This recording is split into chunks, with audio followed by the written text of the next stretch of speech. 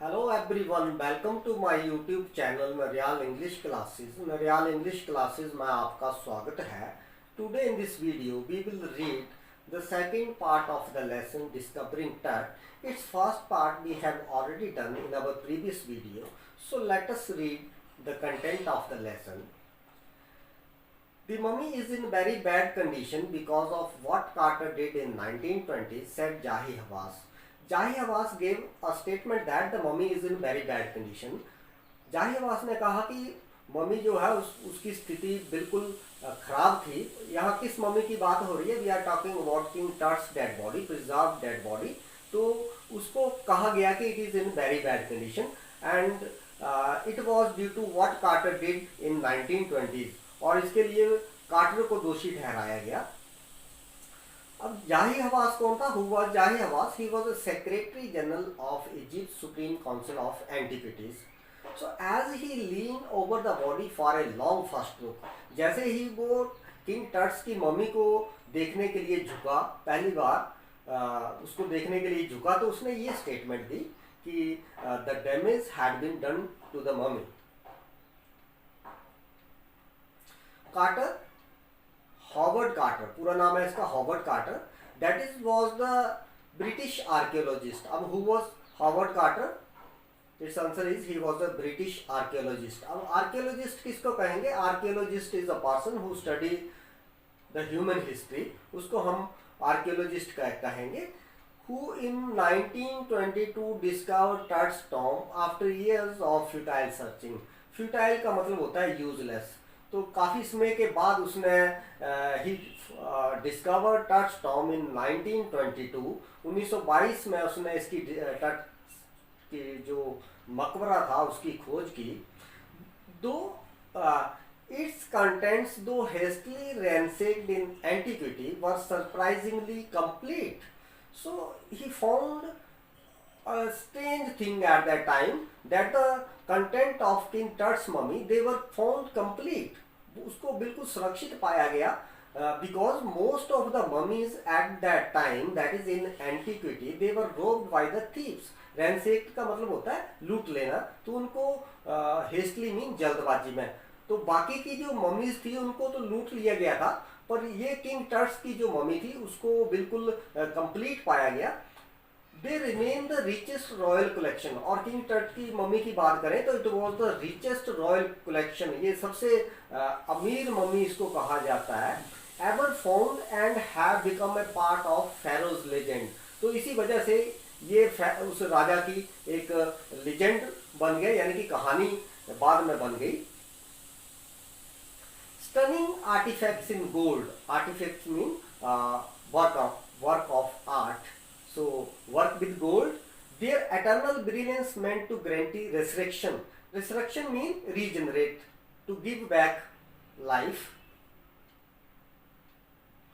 Caused a sensation at the time of discovery. So when the Tut's tomb was discovered, it was a great sensation at that time. ये उस वक्त उसने सनसनी फैला दी। Sensation का मतलब हो गया सनसनी। And still get the most attention. And even now it is getting the most attention. अभी भी इसको ज़्यादा तवज्जो जो है वो दी जा रही है। But Tut was also worried with everyday things. What was the strange thing about this mummy? That king Tut's dead body that was worried along with everyday things, जो रोजमर्रा की चीज़ें हैं उनके साथ उसको दफनाया गया था। He would want in the afterlife, it was their believe that he will use all these things after life, यानी कि उसको वो अपनी मृत्यु के बाद इन सभी चीज़ों को यूज करेगा। so this was the reason that why his dead body was buried with everyday things. The things which were buried along with King Tut's body, they are board games, bronze razor, linen undergarments, and cases of food and wine. So these were the things which were buried along with King Tut's body. After months of careful recording the pharaoh's funerary treasure, ये funerary treasure किसको कहा जा रहा है? जो dead body के साथ जो बहुमूल्य चीज़ों को जो रखा जा रहा है, that is treasure. treasure किसको कहेंगे? खजाना। So Carter began investigating his 3 nested coffin. Three nested का मतलब हो गया three layers, one in the other. तो this coffin was three nested. ये जो ताबूत था जिसमें किंग टट की डेड बॉडी को रखा गया था, it was three nested coffin. तो इसको रिकॉर्ड करने के लिए after months of carefully recording the Feroz funerary treasure, इसको महीनों लग गया इसको रिकॉर्ड करने के लिए, जो भी खजाना वहां का था उसकी सूची बनाने के। Opening the first he found a shroud adorned with garlands of willow and olive leaves, wild celery, lotus petals and corn flowers, the faded evidence of a burial in March or April. तो जैसे हमने पिछले part में पढ़ा था कि this coffin was three nested, तो when he open the first, जब पहली परत को खोला तो उसने क्या देखा, वहां पर क्या पाया, he found a shroud. Shroud mean कफन, a cloth use to wrap the dead body, इसको श्राउड कहेंगे। तो जो कफन जो था that was adorned with garlands of willow. willow it is the name of a tree. ये जो मैंने इमेज भी यहाँ पर दर्शाई है, willow और वाइल्ड सिलरी। तो इनकी जो पत्तियां हैं, जैसे ऑलिव लीव जैतून की पत्तियां, वाइल्ड सिलरी अजवाइन, जंगली अजवाइन, और कमल की पत्तियां, lotus petals and corn flowers, और मक्के के जो फूल जो थे उनके साथ जो फर्स्ट लेयर जो थी उसके साथ सजी हुई थी। अडॉर्न का मतलब that was decorated with these things, the faded evidence, and it was clear that all these things shows that he was buried in the month of March or April. When he finally reached the mummy, so when he finally reached the mummy, though he ran into trouble, तो he was in trouble, उसको मुश्किल में वो फंस गया जब वो mummy तक पहुंचा। The ritual resin had hardened. अब रेसिन किसको कह रहे हैं? रेसिन मीन स्टिकी सब्सटेंस, और आप ग्लू जो होती है उसको आप रेसिन कह सकते हैं। तो जो रेसिन यूज किया गया था दैट वाज हार्डन्ड, वो बिल्कुल सख्त हो चुका था, कठोर हो चुका था, सीमेंटेड हो चुका था। अब रिचुअल रेसिन, अब जो उसको दफनाते वक्त या उसकी डेड बॉडी को प्रिजर्व करने के लिए जो रेसिन लगाया था दैट हैड बिकम हार्डन्ड, वो बिल्कुल कठोर हो गया था। Cementing Tut to the bottom of his solid gold coffin, जो गोल्ड कॉफिन जो था, उसका जो कॉफिन था that was made of gold, तो उसको उसने बिल्कुल चिपका दिया था किंग टट की बॉडी को, जो रेसिन जो था उससे वो पूरी तरह से चिपक गई थी।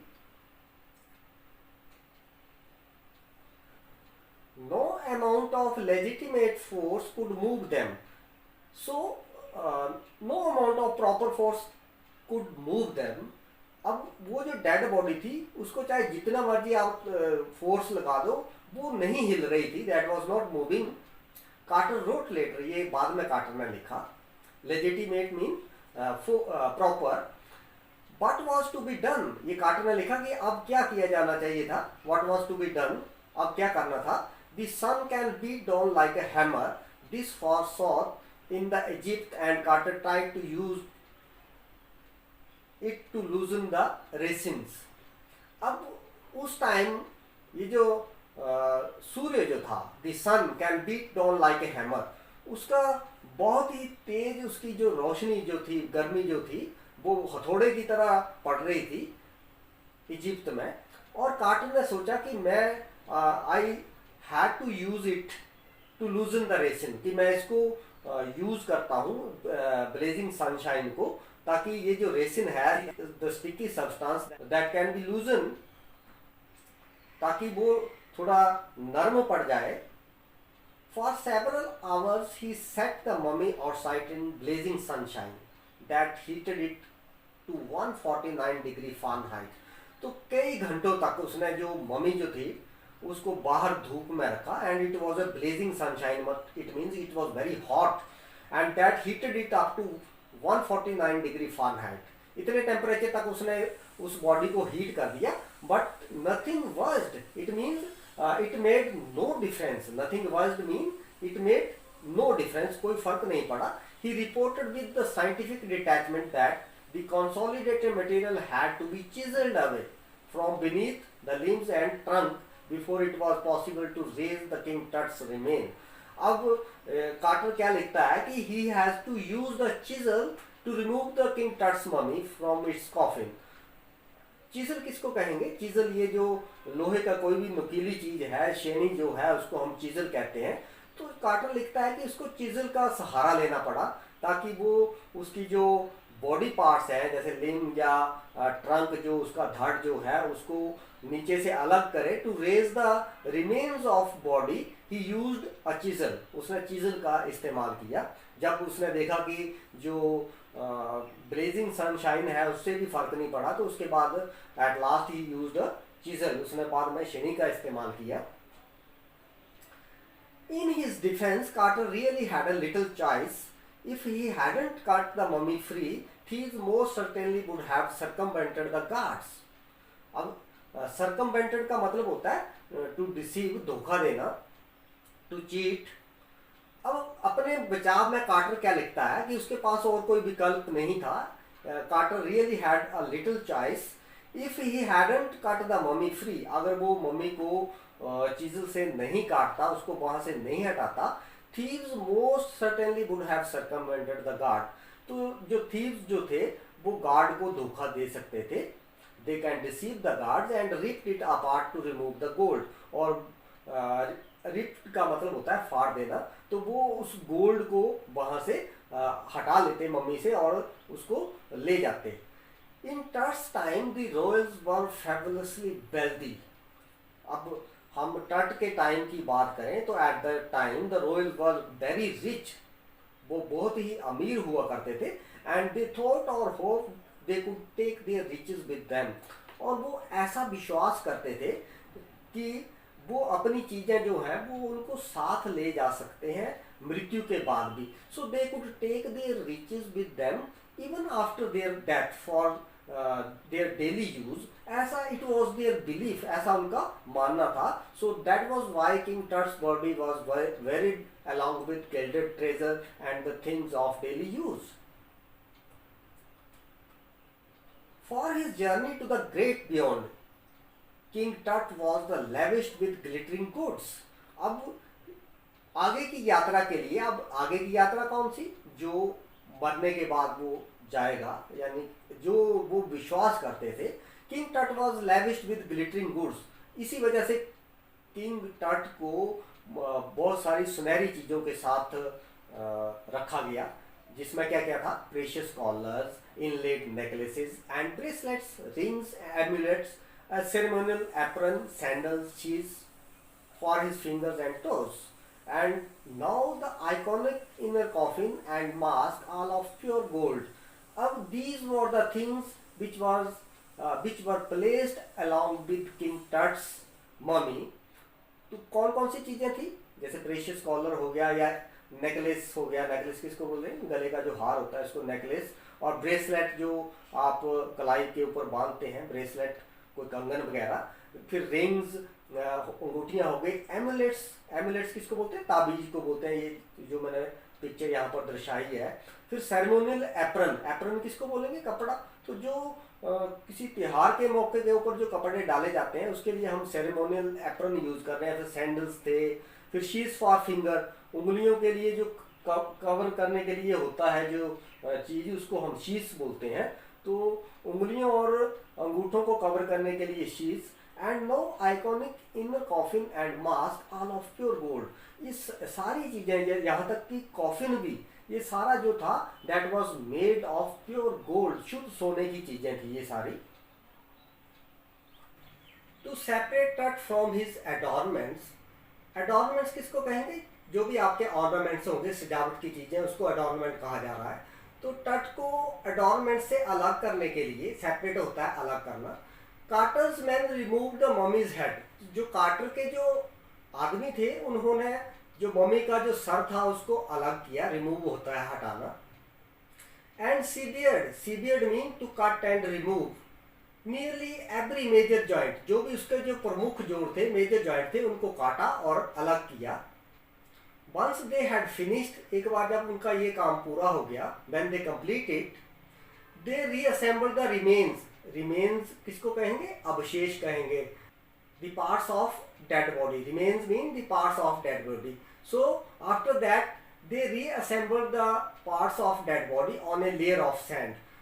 जो रेत की परत के ऊपर उन्होंने डेड बॉडी के पार्ट्स को, रिमेन्स को फिर से इकट्ठा किया। रीअसेंबल्ड का मतलब हो गया फिर से इकट्ठा करना। इन ए वुडन बॉक्स, एक लकड़ी के बक्से में, with padding that concealed the damage. So in order to conceal the damage they did padding, padding उसकी की गई, मतलब कि पैड साइड में लगाए गए, पैड कोई भी कुशन है उसको हम पैडिंग कहेंगे। तो ताकि उसका जो डैमेज जो है, नुकसान जो है, उसको छुपाया जा सके। द बेड वेयर टट rest now, so it is that bed where King Tut rests now. So this finishes your second part of the lesson. Its next part we will do in our next video. So keep watching and sharing my videos. Thank you.